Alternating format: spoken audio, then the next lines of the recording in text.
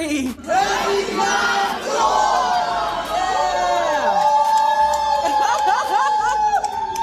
Awesome. Thank you so much. But they just didn't really grasp to it because it was what everybody was teaching.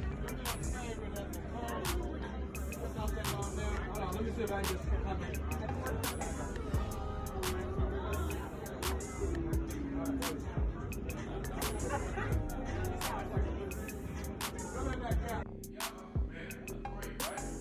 And I was talking about this stuff, and people knew they needed it. On the classic climb.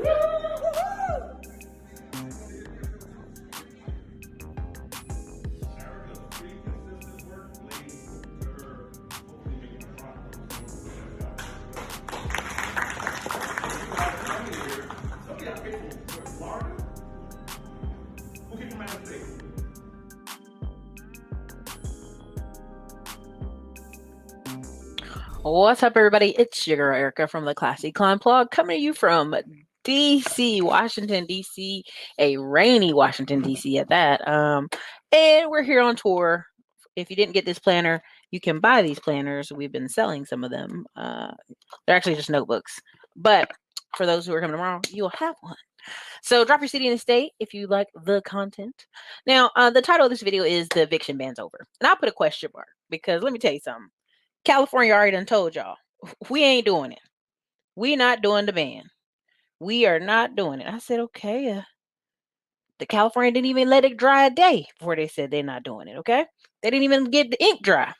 Now, I strongly feel you'll have a couple more states do what California did and say, hey, we're not going to do that. We're not going to follow what they said. I don't care what the Supreme Court said, which is kind of crazy.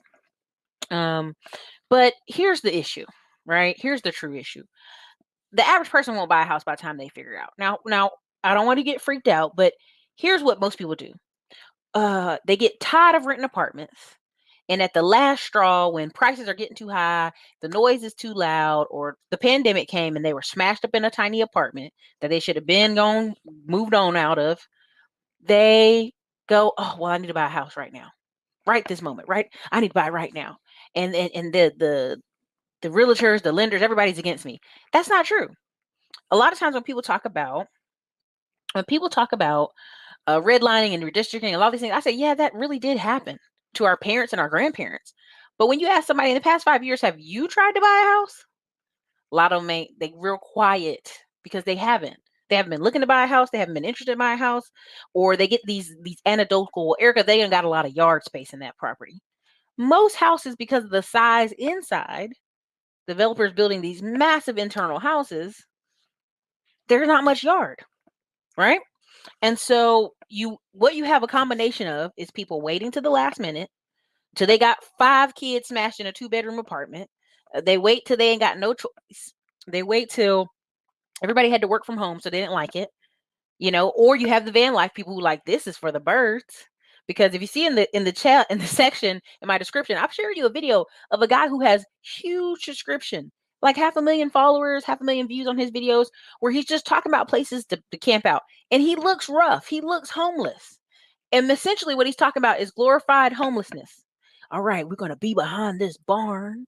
We're going to be behind this warehouse today. And I'm like, is this where we're going as a society, that this is getting high YouTube views because we're trying to figure out how to live in our car and live in barns and live outside in the backyard?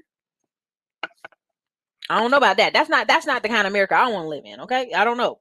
And you're free to do that. Right. Yes. And that's something people don't talk about. There are several people, big name people in the van life that have unfortunately passed away from their own hand. And that's something we don't talk about. We don't talk about it. A lot of this hustle culture folks have gotten really sick. Zappos CEO and creator, he was on drugs for a long time before the incident happened. So he was already on that path. And the reason I want to bring that up is they used to have astronauts, right? When the astronauts went to the moon, and there's a great movie called Lucy. It came out, it didn't have a lot of fanfare, but it was a good movie. And when they come back, it's like a dysfunctional, drunk person at a bar. There's always alcohol, there's problems, they're getting arrested, and people are like, what happened to this top A student guy? What happened? Why is he drinking? Why is he carrying on like this? Because they don't have another purpose. Their purpose was to be an astronaut or go to the moon, and they've done it. And now what? And so they even called it a little club, the Moon Club or something to that effect. People who've gone to the moon and come back, right? Because it's such a mind altering situation. Now, here's my thoughts on it. They lack purpose. Same reason we have high PTSD rates. What's the next mission? What's the next purpose? A lot of times when you talk to people who join the military, why'd you join? What you want to do? What do you want to do next? They don't even have a plan. And so this leads to very dangerous roads. Now, why did I say why the normal person won't be able to buy a house? A lot of people are living out there in luxury apartments. Like right now, I'm in DC, and I made a little video. It'll be released probably tomorrow. That I feel like DC's dead. Now, I don't mean dead as in, oh my God, Eric, you're dramatic, but I mean like, what is a city when there's really nobody out and about? What is a city when the offices are empty? What is a city when I'm gonna just tell you, I went to the airport and usually DCA airport is like gangbusters busy. It's just like people pouring out the door, people using taxis. This ain't Obama's DC. This is a whole other DC, right? And so I want you to understand that when people really take that on and go, I don't have to be in the office. The city's boring now. We just walking around, ain't nothing to do. A lot of the restaurants around us are closed at 9 o'clock in DC on a Friday. Half the airport didn't have no restaurants open, and the busiest airport in DC on a Friday. Yeah, y'all, the economy's definitely changed, right? And so what was important before, what were these part-time jobs before? They ain't there. So somebody who could squeeze by the skin of their teeth into a house with both incomes, that's not going to be there anymore. This is why I say economic winter is coming, not just for women, but for men as well. If you're not making 75,000 and up, 75,000 to 150,000 between you and your spouse together, combined on paper, it's going to be hard. I remember our friend was making 60K a year. And she said, she was talking to her boyfriend who was a mortgage broker, and there was a couple that came in, and the husband made 30 and the wife made 30, and they put them together on this mortgage and they bought a house. And she was so mad because she had wanted to buy a house, but she was just a single woman, and she didn't have enough down payment and some other issues. But at the end of the day, I almost want to tell her, well, yeah, they're a married couple. And the person probably, somewhere subconsciously, that person's like, his income at some point is going to go up. You're a single woman. If something happens to you, then it's just on you. House may go into foreclosure. Now, I don't think they do that with mortgage lending. I'm just giving a hypothetical thought process. But I want you to understand that's the problem. People are waiting to the last minute to get married in some communities, and that's is what it is. And they're waiting to the last minute to buy a house. And you see all these articles on millennials who are 36. They're like, oh, they got a ton of debt. Well, because by the time they're 36-year-old millennials, they're rushing to get married, rushing to have kids on the back end of life, and rushing to buy a house, right? So I get it. A lot of people like quoting Grant Cardone, like, you don't need a house. It weighs you down. It holds you down. Who in this pandemic is hanging out and living their best life? People who own homes, people who have backyards, do cookouts. Why did the pool industry make us so much money in Texas? Why did so many pool companies make $4 million last year, the highest on record? Because people who had a home and had enough backyard to do something with it did. People who had space to stretch out, again, I say this in a kind way, and thank you for the 250,000 people, 250 people here. Hit the like button. You are seeing my hotel room for the event tomorrow.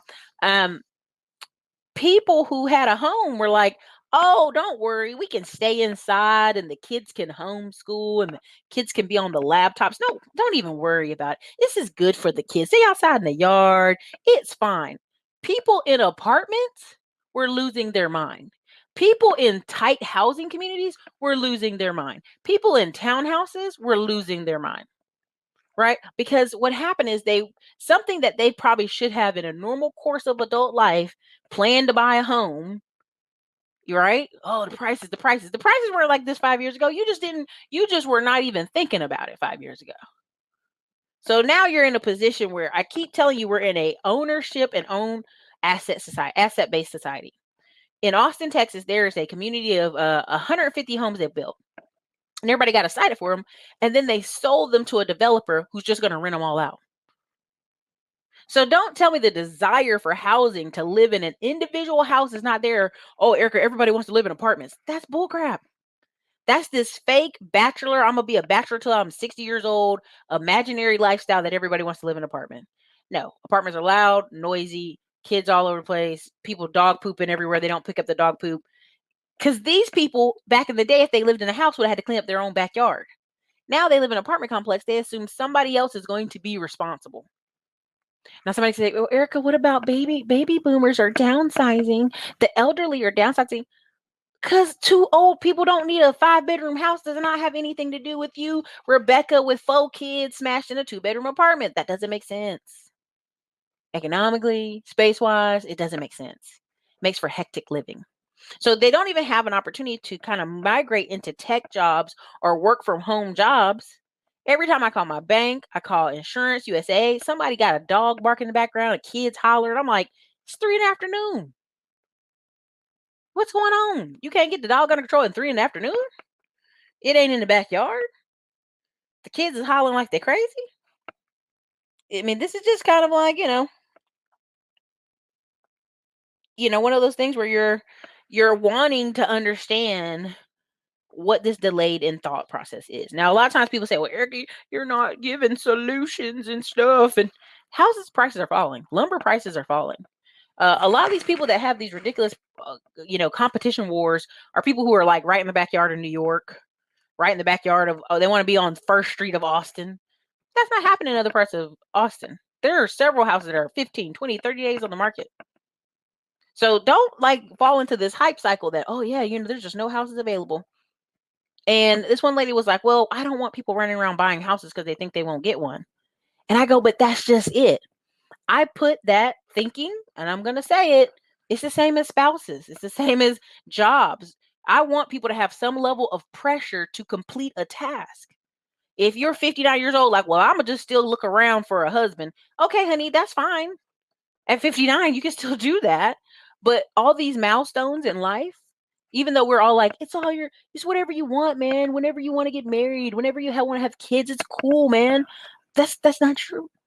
See, we don't have a standard that we're following in society. We're kind of letting everybody just whatever you want to do, man. And now, when everybody wants to complain that they can't buy a house, and what about my kid smashing this apartment all day? They want to go to school, and well, my kid has to do what to go to school? Like all these are consequences of delayed, structured adulting. Don't be mad at me. Don't kick me. I'm not. I'm just sharing the message, right? Now, part of what takes out that pizzazz is people want to live in the city. I want to live in the city. I want to live where it's happening at and events are happening. Let me tell you, I know a lot of people who live in the city and they don't go to any extra amount of events. It's up here, right?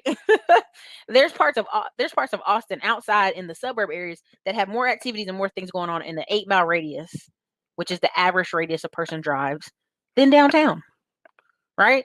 If you're not a music lover, if you're not a park person, you wanting to pay $4,000 to $5,000 a month to live downtown Austin, explain it to me, right? I want the views. Okay, you want the views. What's the job that pays for it? It's got to be tech, or you own your own business, or because listen, if you're really following the structure that your home should be 25% of your income, and let's just go ahead and bust it out the calculator here.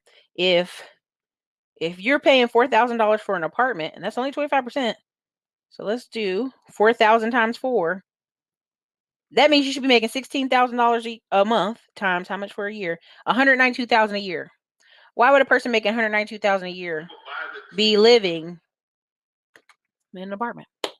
Now, again, each to your own. You want to do an apartment thing, you don't want to be responsible. I get you. I feel you. That's why you'll still have developers buying whole swatches of houses because the builder needs the money now. They're tired of running around trying to get people qualified. Why? Because a bunch of people are going to need credit repair for the next 3 years. And again, this is a cycle that's being created by delayed adulthood. And that's just my views and my take on it. Again, I don't think it's a career if it's under 40K. I'll just go there. Erica, what about a paramedic? What about a military person? What about all these people have an opportunity in these certain type of ones you're naming to move up and make more money. Every single one of them. Lots of cops in the South make 100,000. Overtime, parties, events, security, and this. Again, a lot of times the numbers you guys are trying to quote, they don't match up real life. So prime example, I was watching a video, a young black guy, I think his name is Bryant or Lewis or something. He moved from North Carolina to maybe California. He popped up in my recommendation, so I watched it. He's a great storyteller. He was saying why he left his high paying job of $80K a year. There were hundreds of comments under his video that basically had 40,000 views. 80K ain't high income. What are you talking about? 80K isn't high income.